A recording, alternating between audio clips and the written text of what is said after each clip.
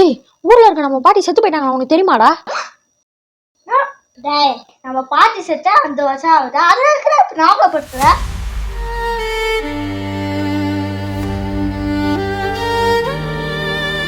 டேய், பாட்டி செத்து தான் 5 வருஷம் ஆகுதுடா. அதை பத்தி ஏன்டா ஃபீல் பண்ற? உனக்கு தான் தெரியும், நம்ம பாட்டி நம்மளுக்கு எவ்வளவு செஞ்சிருக்காங்க. அவங்க பாட்டி சொன்னாலே இருக்கா, அதுக்கு ஒன்றும் தெரியல. சரி, அதை கூட விட்றா. நேற்று திருமணில ஒரு பாட்டி செத்து போச்சு, அது உனக்கு தெரியுமாடா? அது ஏன்டா சரியான காமெடிடா. ஏன்டா காமெடி? கல்லு தடிக்கி பாட்டி தனியா போச்சு, செத்து தனியா போச்சு, கடைசியா அந்த பாட்டியே செத்து போச்சு. டேய், 5 வருஷத்துக்கு முன்னாடி செத்து போன நம்ம பாட்டியை பத்தி நினைச்சா உனக்கு அழுக வருது. நேத்து செத்து போன பாட்டியை பத்தி நினைச்சா உனக்கு சிரிப்பு வருதாடா? நம்ம எதை பத்தி பேச வந்தோம்? அரசியல் பாட்டி மேல பேச வந்தோம். அதுக்கும் இதுக்கும் என்னடா சம்பந்தம்? சம்பந்தம் இருக்கு. என்ன சம்பந்தம்? நேத்து விஜய் அவர்கள் சிபிஐ விசாரணை போயிட்டு வந்தார்ல. சிபிஐ விசாரணை முடிச்சு வெளியே வந்து கார் ரூஃப தொடர்ந்து அவரோட ஸ்டைலான சிரிப்பை சிரிச்சு சும்மா செம்மையான எட்டு கொடுத்தாரு. வேற லெவல் பா. அவரு என்ன விஷயத்துக்காக போனாரு?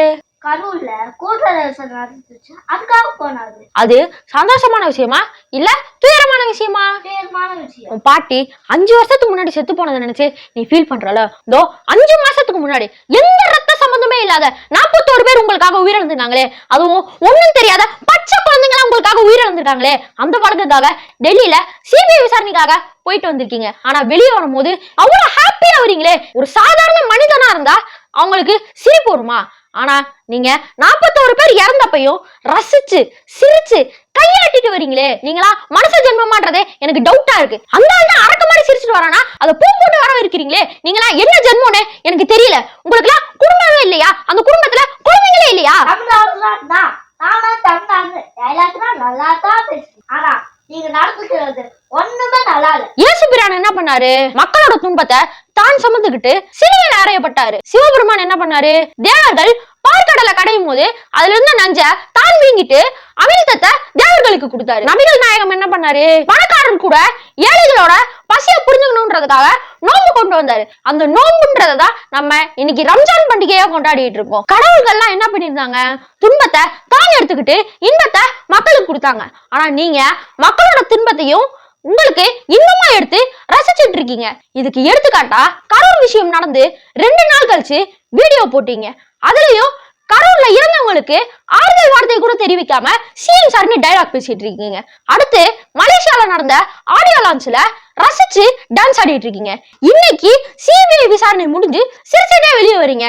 இதுல இருந்து நீங்க மனுஷ ஜென்மமான்றதே எனக்கு டவுட்டா இருக்கு. என்ன ஜென்மானே தெரியல.